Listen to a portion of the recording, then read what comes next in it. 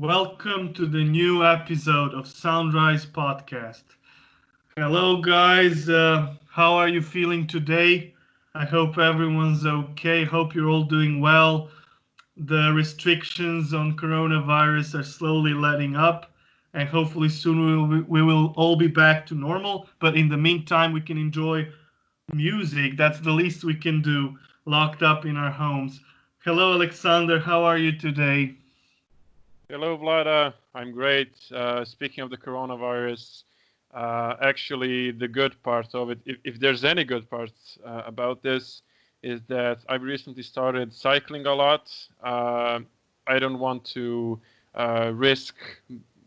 I don't want to put myself at any risk by going to and using the public transportation. So, guys, if you can cycle and replace any other type of transport, please do it. It's not the easiest way, especially considering that we haven't been physically active for some time because of the lockdown, but it is definitely a good alternative. Nice to hear that. Okay, so Alexander, today we have a rather interesting act to cover, and you chose this act for today's show. So we're talking about Gnarls Barkley. So I'm curious to know what prompted you to choose these two guys. Okay, so there are two main reasons. One, um, I have I had thought about doing a certain hip hop or rap artist on our show, and then I just decided one day to pick these guys. And two, the second reason is that I'm a fan of Danger Mouse, obviously one of the members of this duo, along with CeeLo Green. The first time that I heard about Danger Mouse was when I discovered the band Broken Bells. He is one of the two founding members of that band. That's kind of an indie rock band, so to say. Mm-hmm. And I think he's a great musician and also a well-known producer. He's a multi-instrumentalist. He seems like a cool guy from certain interviews. He's received many awards so far, and he's also known for being the producer of certain big albums, such as Demon Days by Gorillaz. I'm a fan of the Gorillaz as well. He's also done some work for the Black Keys, and also some other contemporary and modern artists. I also follow him on social media. And what he does is that he updates his playlist of certain obscure acts. So he kind of supports guys who are just starting, who are trying to find their place on the market.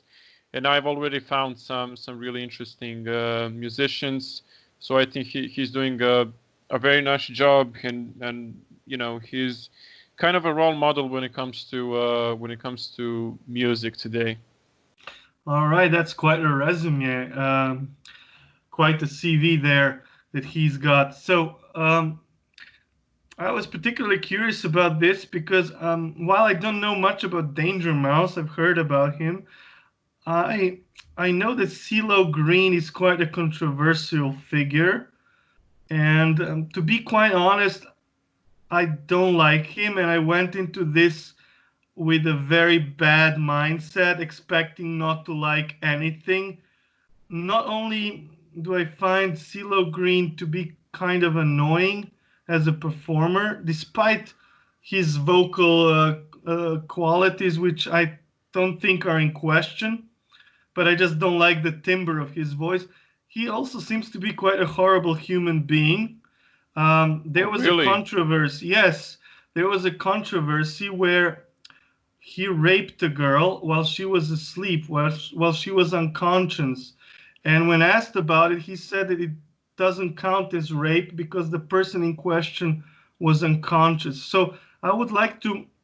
I know that this is primarily a music podcast, but I would like to address our listeners and ask them what they think about the fact that a lot of the musicians that we listen to tend to have some kind of major stain in their past. They might have slept with minors or raped somebody or done something else which is morally repugnant. So still, as somebody who likes music, I'm pretty capable of separating these two. You know, you can still enjoy somebody's music and see them as a bad human being, right? And we as humans are quite complex. So even there is redemption for some people who did bad things in the past. But in this case, to me, it just seems like a very psychopathic behavior. And I have to admit that certainly influenced the way I listen to these records, even though it shouldn't have. Wow, that's really new to me. I have to be honest. Well, yeah, something interesting. So, um, well, let's get back to music nevertheless. So, back when the first Gnarls Barkley record came out, it was, I think, 2006. This was a major hit, especially the hit Crazy. It was everywhere. It was played on every station, in every club. I remember going out at that time. That song was pretty much uh, everywhere, in every single club. Everywhere I would go, I would have to endure listening to this song, which at some point really made me go crazy, if you know what I mean. But so Yeah. what can you tell me? You're a bit younger than me. Well, not a bit, but that's a bit of an understatement here. But you're younger than me, so maybe you don't quite remember the time when this song was all the rage. So you might be able to approach this record from a different, fresh perspective. So what are your impressions of this first record they did together? Yeah, actually, I do remember Crazy. It was back in 2006, and I remember quite well that it was massive in back then. Um, Obviously, I wasn't familiar with the whole album back then. This is the first time that I'm actually getting familiar with their work. But Crazy was so big. It was played on, I don't know, MTV, VH1 all the time, and Crazy is also rewarded by Rolling Stone. They have said that this is the song of the decade, and Oof. to to me, I'm not a big, I'm not too much into the 2000s, but I would definitely put Crazy up there. I'm not sure if it's the number one song of the decade, but it definitely is up there, at least when it comes to popularity. But the whole album for me is great, a pleasant surprise. What I like about it is that, and quite this is also quite frequent when it comes to Danger Mouse and his work. It's the groove, and you know, Danger Mouse obviously likes his song to be bassy, with the drums Mm-hmm. that are punching through the song. So a lot of nice tracks. I have to say that even though this is not, I mean, both albums are not that long. I mean, they are like 40 minutes long. um y- you just need some time to get used to it, because there are a lot of tracks here, on Saint Elsewhere you have 14 tracks, and they do not really sound alike. So you have a lot of worlds blend into this, and this is something that they have also said about their work. They are kind of shapeless. They don't really fit any box. So that's a plus, if you ask me. The album cover is brilliant. I love it. And yes, I mean, really something that, I'm not a fan of rap music or hip hop or anything like that. But But this, is this hip hop? I mean, it has elements of hip hop, but I wouldn't call this rap or hip hop because it's more like some kind of neo funk soul, at least in my opinion. If I had to label it, I don't like labeling music, but if I had to, I would call it something like neo soul or neo funk. Yeah, what I wanted to say is that this, let's say, this amount of hip hop suits my taste, you know. So that's what I like about it. Overall, the musicianship is great, the producing. So yeah, pretty positive impressions from my side. What about you? Well, to be fair, I can't say I really enjoyed this much. And again, I might have had a negative mindset going into this, but I really tried to appreciate it for what it is.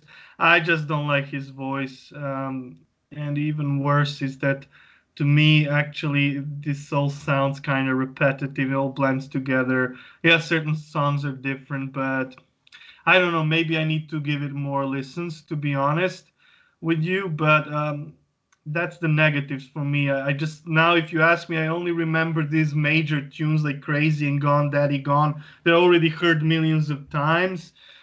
The other songs are kind of all blank, I have to admit. So perhaps I need to give more attention to this album. But I'm not sure that might change much in terms of what I think about it. The good things and what I think is really good is sometimes I really admire the production. Sometimes it sounds a bit overproduced, but at times you hear very nice bass lines, very cool drum sounds that I can appreciate. That I feel show that Danger Mouse as a producer is excellent. But the material itself to me is where this record is lacking. I just can't get into it. It's just as it is. Still, another positive is that as a mainstream pop record that this inevitably seems to be, this is quite different than what you would expect from such record. It has its own merits. It has its own sound. So I can tell, and you share that impressive resume with us, the Danger Mouse has, and you can tell that he's quite an expert when it comes to producing. When it comes to, I don't know, he's probably a great musician as well. Does he play Yeah, all the yeah. instruments here, or? I'm not sure about this record, but when it comes to the band Broken Bells, which I also like, he tends to play the drums, the bass, the piano. So Yeah. basically, he has a lot of his in his arsenal. So I wouldn't So be surprised if he was the instrumentalist here. so a talented individual, that's obvious, but the music just doesn't click with me. And CeeLo Green, I don't know, I just can't. Sorry, that timbre, that voice just puts me off endlessly. Also, the That's melodies I feel interesting. Yeah. the melodies I feel are not very strong. Crazy has a strong melody, but after a while it gets worn out. Um, Gone Daddy Gone is kind of it was a huge dance hit, and rightfully so. I think it has a good beat, but to me, it's not the kind of music I would spend a lot of time with. It's really interesting because I quite like CeeLo Green's voice and Crazy. Well, the bass is the face of this track, if you ask me. The bass is the face, so to Yeah, say. I have to say, I really appreciate bass playing on both of these records. Bass lines are awesome, like just awesome. And again, it's just on the whole, I just don't really feel this is my thing. Yeah, I guess it really boils down to your taste. But for me, um, it's really crazy to think that this was released like 14 years ago. I mean, I think well, it's not as popular as it used to be, but I still think that it's one of the biggest hits of the 21st century so far. Hmm. Yeah, definitely.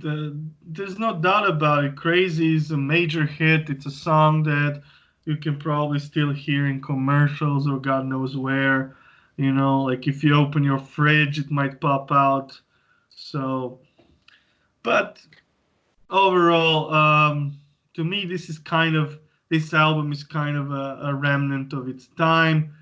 It's the kind of music that takes you back, maybe on a nostalgic trip if you were a young person at that time, like I was, going out and hearing these songs all the time. So, but musically speaking, I feel like this is not the most challenging music. Maybe it's not meant to be. I'm not sure what Danger Mouse's intentions were, but overall speaking, I think this album is mainly made as a good, catchy pop record.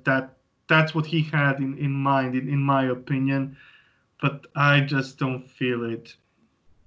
Yeah, probably. You know, I don't feel like this is an album that's, um, and that's kind of a masterpiece, music wise. This is your everyday music. And I also appreciate, bands that you use for your every kind of mood, that you don't really pay too much attention to the music. You just enjoy it. You just enjoy the overall output and the groove. Yeah. That's the thing. Like this can be your thing if you really enjoy these grooves. It's very groovy music. Has a lot of different beats. Um, but it all depends. I don't know. I mean, I our would just like to quick, listeners. yeah. Yeah. Uh, yeah. Go on, please. Okay, I just wanted to quickly share a fun fact about Danger Mouse. He allegedly bases his music production philosophy on the cinema and on the cinematic philosophy. He's a big fan of Woody Allen, and what he said in an interview with the New York Times Magazine is, quote, musically, there is no one who has the career I want, and that's why I have to use film directors as a model. Oh, that sounds a bit pretentious, if you ask me. Like, I don't know. Does I it? don't. It does. I don't know. It sounds like he talked out of his ass. So I don't know. Okay. Okay. So Alexander, what is your favorite track on this record? Not an easy choice, I have to be honest. Apart from the obvious songs Crazy and Gone Daddy Gone, I love both of those, but I will pick Storm Coming instead. Mm, all right. For me, it's extremely difficult to choose because I didn't really like the record. Um, Maybe Gone Daddy Gone, even though it kind of drives me insane when I hear it. So let's just say Gone Daddy Gone. So, dear listeners, we will post the links to these songs below our either YouTube post or our other posts.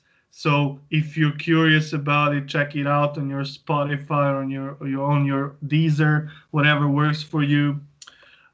So let's move on to the next record, and But shall we do they'll. the ratings instead before Oh, we... the ratings, right? I Sorry. know you're a bit hesitant, but let's just The bear with me. ratings. Okay, so my rating for this record is, I'm so afraid I of don't want this. to be brutal, but I would say it's 4 out of 10.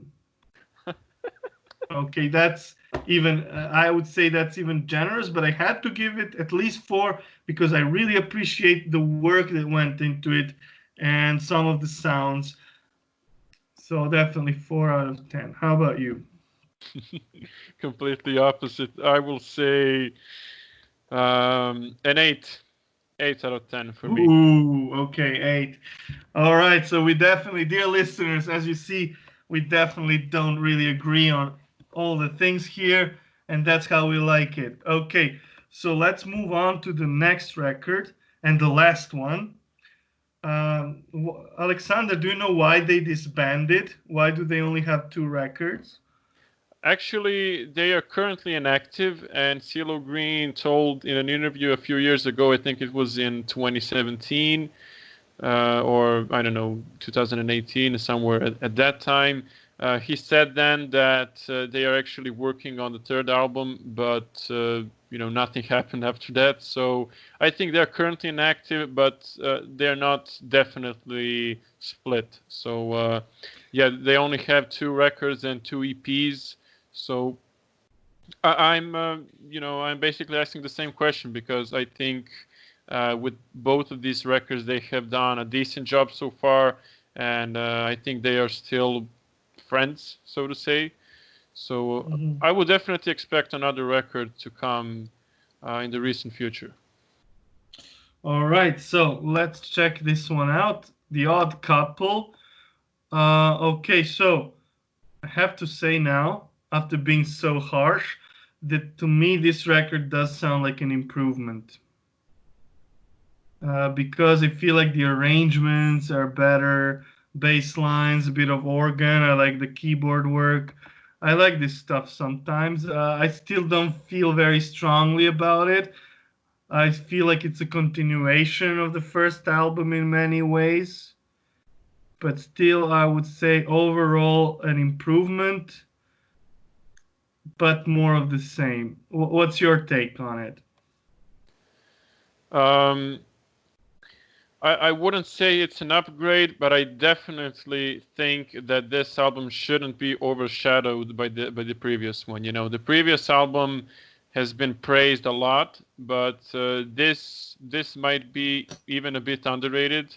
I think it features a lot of good tracks. Um, Still, it's the same. The same thing that goes um, through their work is that the albums are not actually that long, but they feature a lot of tracks. So this one has 13 tracks.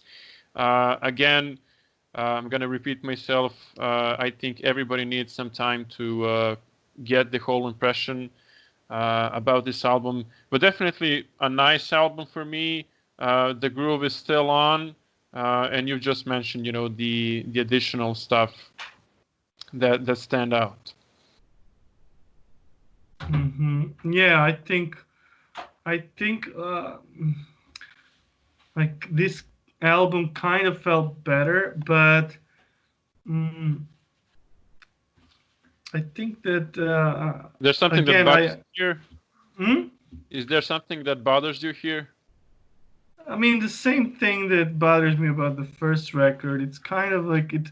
Now I'm trying to think about the songs individually, and nothing really stands out. I remember hearing like some parts, like a really nice organ part, or a really cool groove, or drum sound, drum lick, something like that. But I can't remember individual songs, and like I don't know if I just wasn't focused enough or merely not into it enough. So um, It I would might be both, to be honest, because I was quite focused, but it's still, and I've listened to this a couple of times. It's still a bit difficult to memorize all the stuff about these records. just I feel like these records are remnants of their time when they were made, and that there's not much to discover here. It's like uh, I don't think they're really of interest to anyone who really wants to dig deep and find some cool music in all decades, in all eras. Like there's so much great music out there, but I might be wrong, of course, because this is just my very subjective point of view, and I urge our listeners not to take this too seriously. That they should check it out for themselves, play a song or two, especially if they like the well-known hits and they never actually bother to check out the rest. Then I think if you like the hits, you might really enjoy these two records because it's kind of more of the same thing. But if you didn't really fall for the hits, it might be really really difficult to get into this. You've just touched on the era and the time of these records. I would like to know from our listeners, do they think that these records are kind of out of date? I mean, is their time past? You know, Mm-hmm. in that sense, Mm-hmm. was it meant to be big, in the 2006, 2007, and then just fade away? Because I don't feel Mm-hmm. that way because I like these records, but obviously they were meant to be mainstream. I'm not sure there is something authentic about this, and I certainly think that these records are this mainstream stuff is more authentic than what we hear today, but I'm not sure if they were meant to be, something that changes the whole generation or influences Yeah, the yeah. music world big time. So I I have would, I to would, yeah, have to yeah, agree go on. with you on that. Yeah, it's just I think they're definitely valuable in terms of production. I think that some of the sounds really still hold their own. I mean, this wasn't so long ago, but to me, what I find to be very transient about this music is that it doesn't really stick. It seems like it's designed for a certain environment, certain moment in time, and like you had to be there to experience it. That's like my take on it. Yeah, possibly. Yeah. So, what were your? I'm not sure if you can give me an answer to this question, but is there any track that you would like to single out here? I think I was thinking hard about this, so I think Blind Mary is a nice track. It has some nice moments, instrumentally speaking. But also, I would say some other tracks had them too. The problem is, again, that I remember some moments from the tracks, but I don't remember which tracks these moments belong to because it's like all this cool stuff is going on in the background, but the songs themselves are not so interesting. So, yeah, that's what I would say. How about you? For me, plenty of good tracks. Again, not an easy decision to make, but I think the song um, that you know was kind of the best on this record was Whatever, because I Hmm. like both the musicianship and the lyrics. Uh, you know, these lyrics, sorry, these lyrics are pretty easy to understand. Uh, but sometimes you can find some lyrics to be very interesting, and they pretty much fit the music. So that's important for me with these records. Before we do the ratings, I would like to ask you, even though we're only talking about two records, but what did you think of the album artwork here? Oh, the artwork is kind of cool. I think for both records, I kind of like it. Yeah, I like this one. I wouldn't say it's something amazing, but I think it's kind of fitting. It fits the music. It fits the atmosphere of the music. So in that sense, they give you a good idea of what you can find inside. So that's good. Um, so yeah, how about you? What do you think about these album covers here? Pretty impressive. Really like the cartoonish vibe, and Mm-hmm. it does remind me a bit, even though I was quite young in that period. It does remind me of the 2000s. Um, does do these records feel, give you that nostalgic feeling a bit? Maybe not as much as some other hits from the time, but I guess a bit, yes, a bit. They remind me of some uh, nights out and stuff like that, for better or worse. Still, I think these artists are not my cup of tea, and I I can still appreciate the production, though, as I said numerous times today. So my rating for this Here we would be go. 4.5. So this is a slight improvement. So I'll So give it generous. 4.5. Um, and how about you? Is it like a 10 or something? I think you were quite generous to give it a point 0.5 over Saint Elsewhere. For me, a 7.5. I think the Ooh. previous record was slightly better. The main reason is that the previous record had more tracks that I liked, but generally they are pretty much similar in the sense of, let's say, quality. So yeah, 7.5. Again, I would single out Whatever. You would single out Bloody Mary. So, dear listeners, if you would like to hear these tracks after hearing Vlada's rant, please click on the links below in the description. Yes, and okay, before we wrap up today's show, I would like to give a huge shout out to our Patreons, Stephanie, David, Asha, Yanko, and Andriana. Your support is invaluable to us. And also, the rest of you listeners, thank you so much for listening. And we urge you to leave feedback to let us know what you thought about our comments. Maybe give us your own insight about these bands because I'm sure that some of you might be more knowledgeable about some of these acts as well. Um, also, uh, for our Patreons, we have a special treat starting with next episode. From time to time, we will cover artists on your behest. So, next episode, we will cover an artist requested by our dear Patreon Stephanie. And I'm very happy about her choice. We won't reveal it yet. So keep track of our page, keep up with the updates, and you might get a nice little hint about who we're speaking about. Exactly. Alexander, any last words? I would just like to latch on the Patreon thing. So, guys, if you like our show, if you would like to support us, feel free to become our Patreons. As Vlada just said, you'll be able to suggest your own artists. So if you have anyone that you would like to be featured in our show, feel free to become our Patreon and message us about your wish. I would also like to add that we are on Instagram and Facebook. So for all the latest updates and all the other things surrounding our show, follow us on Instagram. It's at Soundrise Pod. The link will be featured in the description, of course.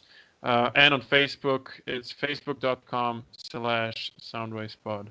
So thanks a lot for listening to us.